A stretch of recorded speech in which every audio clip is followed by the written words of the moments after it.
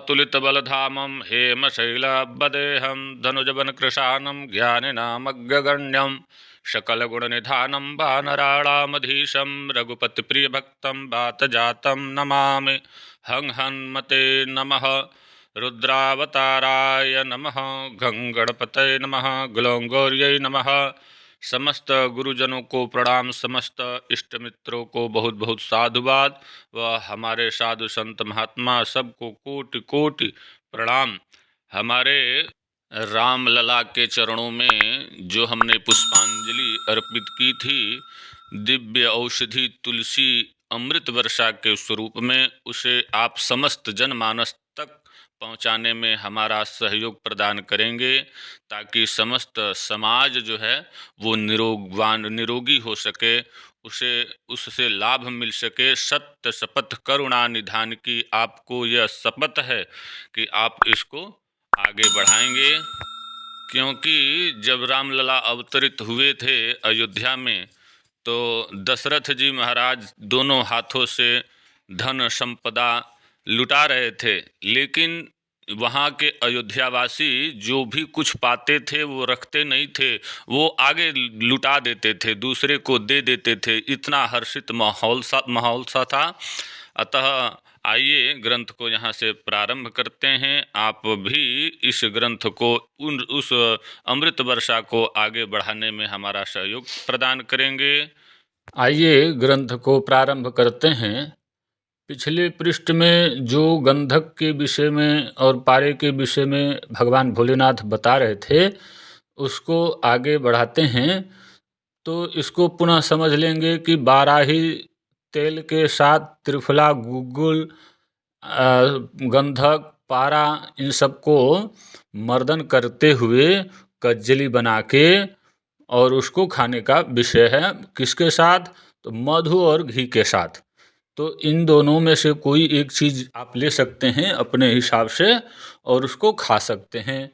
तो मूल विषय क्या है कि जो आपका कजली है वो कजली जाहिर सी बात है उसमें कुछ स्वाद नहीं होगा, तो उसमें थोड़ा सा स्वाद लेने के लिए मधु या फिर घी उसके साथ में मिला लेना है। तो कहते हैं मास मात्र प्रयोगेन जीवेत चंद्रार्क तारका, अर्थात 1 महीने तक पारे में वो शक्ति है, वो दिव्यता है, और जो गंधक में दिव्यता है इसका कोई जोड़ नहीं है, ये बिजोड़ है, ये अमूल्य धरोहर है। प्रकृति ने हम लोगों के लिए ये अद्भुत औषधि प्रदान की हुई है। तो मास मात्र प्रयोगेन 1 महीने तक इस क्रिया को किया जाए, खाया जाए। तो जीवी चंद्रार्क तारका, अर्थात जब तक चंद्रमा यानी सूर्य चंद्रमा जब तक रहते हैं तब तक वो मनुष्य जीवित रहता है, अर्थात अजर अमर होने की स्थिति है। आगे भगवान भोलेनाथ कहते हैं गंधकस्य पलिद्येप पलैकम शुद्ध सूतकम, अर्थात इसको समझें कि गंधकस्य पलिद्येक, एक पल, अर्थात जितना आप पाला गंधक लेंगे उतना ही आपको शुद्ध पारा लेना होगा। पलैकम शुद्ध सूतकम, अर्थात समभाग में गंधक और पारे को लेके, और शुद्ध सूतकम, अर्थात यहाँ आप ध्यान देंगे कि पारा जो है वो, जैसे मैंने पहले भी बताया है कि पारा अपने आप में ही एक जहर है, उसमें तमाम तरीके से दूषित और भी अन्य धातुएं होती हैं, उन सबको निकाल के और पारे को शुद्ध कर लेना चाहिए, गंधक को भी शुद्ध करना चाहिए। फिर कहते हैं कृत्यम यत्र गतम पक्वम, अर्थात इन दोनों को आपस में कजली करके पकाना चाहिए। मारण होता है, जो पारा होता है गंधक के योग से जब उसको पकाएंगे तो पारा जो है मर जाएगा, और मरा हुआ पारा ही हमें मनचाहा फल देने वाला होता है। तो गतम पक्वम, अब वहाँ पे कजली हो गई गंधक की और पारे की। तो अब कह रहे हैं लेह्येन मधु सर्पिषा, अब मधु के साथ में या फिर घी के साथ में आप उसको सेवन कर सकते हैं।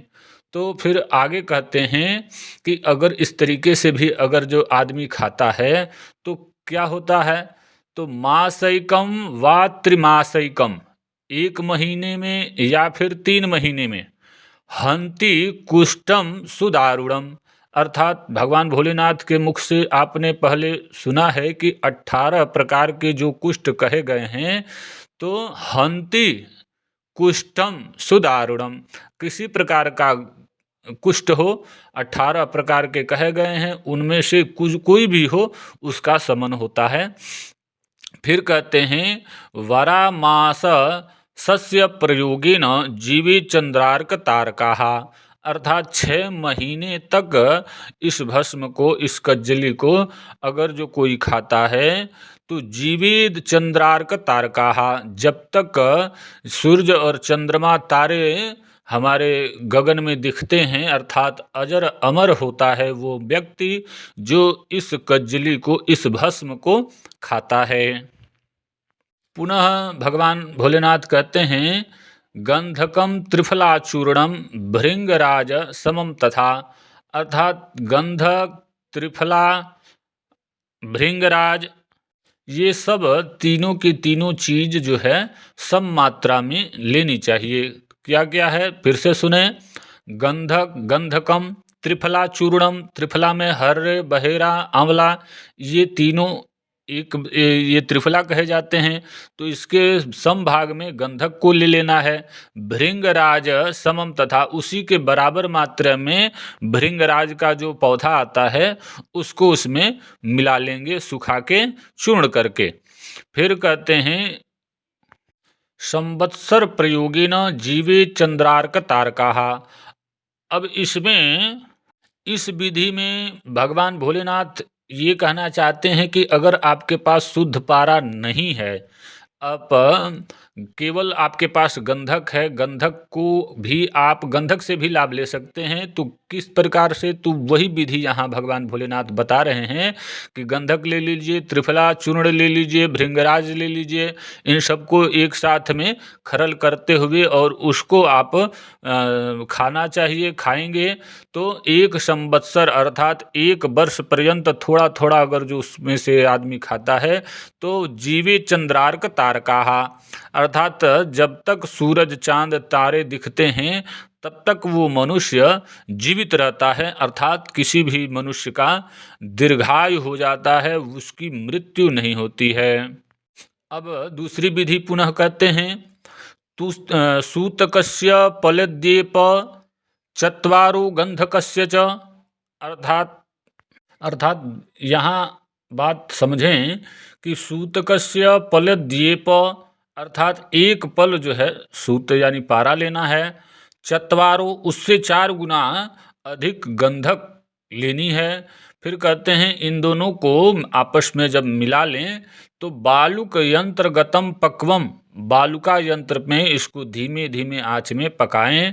फिर कहते हैं जायते भस्म सूतकम, तो ये जब पकेगा तो इसके बीच में जो अपना पारा है गंधक के बीच में, ये भस्म हो जाएगा, अर्थात पारा जो है वहाँ पे मर जाएगा। फिर कहते हैं तस्य सूतस्व भागैकम, अब उसमें से जो पारा बचा है, जो आपको मृत पारा का भस्म मिला है, उसमें से 1 भाग पारा आप ले लें। फिर कहते हैं कंटम कणम च समम कुरु, टंकणम च समम कुरु, अर्थात ये जो अपना सुहागा होता, ये टंकणम शब्द का अर्थ आप नौसादर से लेंगे कि उसमें से 1 भाग आप पारा ले लेंगे, उसी के मात्रा के हिसाब से उसमें नौसादर मिला देंगे। फिर कहते हैं गंधकम तत्समम कृत्वा, फिर उसी के बराबर मात्रा में गंधक ले लेनी है, शुद्ध गंधक, कृत्वा सुल्व चूर्णम तथैव च, उसी के मात्रा में आपको शुद्ध तांबा ले लेना चाहिए। इन सबको मिला के फिर कहते हैं सिंदूर कुष्ठ चूर्णम च पिप्पली चूर्ण मेव च, अब ये जो चीज़ें हैं, रस सिंदूर हुआ, कुष्ठ हुआ, कुकुष्ठ हुआ, ये सब पिपली हुई, इन सब चीज़ों को उसमें मिला के मातुलिंग रसैहि पिष्टम। अब मातुलिंग क्या है? तो मातुलिंग यानी कि अपना जो खट्टा वाला नींबू होता है, अत्यंत खट्टा वो नींबू पाया जाता है एक, उसी को मातुलिंग कहते हैं। उसी के रस के साथ में इसको पिष्ठम यानी कि इसको घोटना चाहिए। सब घोटने के बाद कहते हैं लेहियेन मधु सर्पिसा। अब इसको खाने की बात है, लेहियेन। अब यहाँ पे शुद्ध हर चीज़ यहाँ खाने की विषय है, तो खाने के विषय में आपको जो कुछ भी लेना है वो शुद्ध ही लेना चाहिए, क्योंकि इसको खाना है। तो लेहियेन मधु सर्पिसा।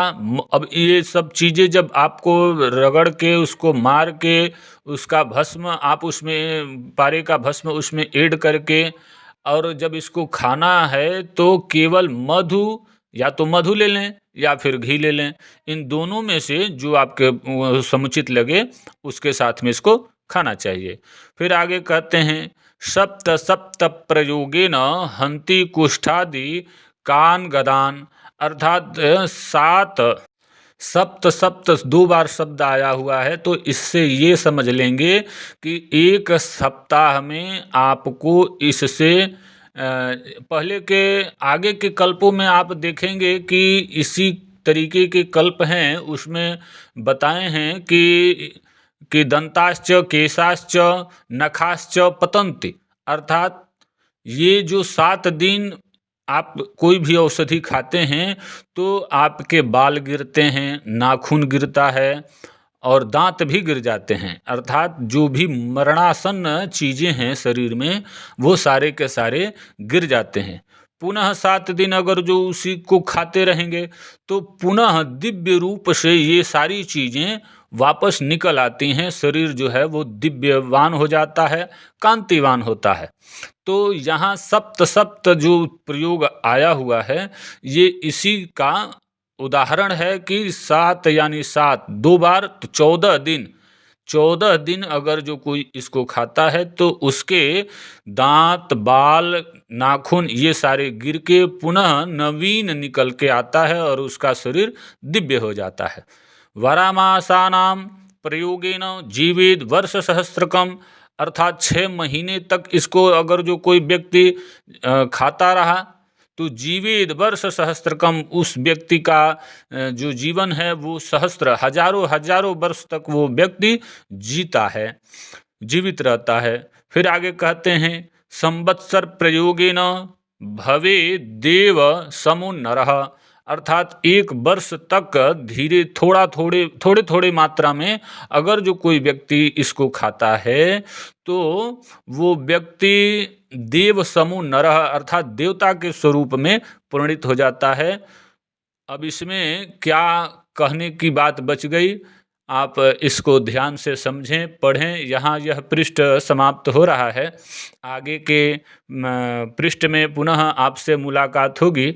मैं अपना पूरा प्रयास कर रहा हूँ कि आप तक सही तरीके से सही ज्ञान पहुँचें और आप बातों को समझें, मनन करें, ध्यान लगाएं, बुद्धि पे जोर डालें ताकि बात आपको समझ में आ जाए। जय, तब तक के लिए हर हर महादेव।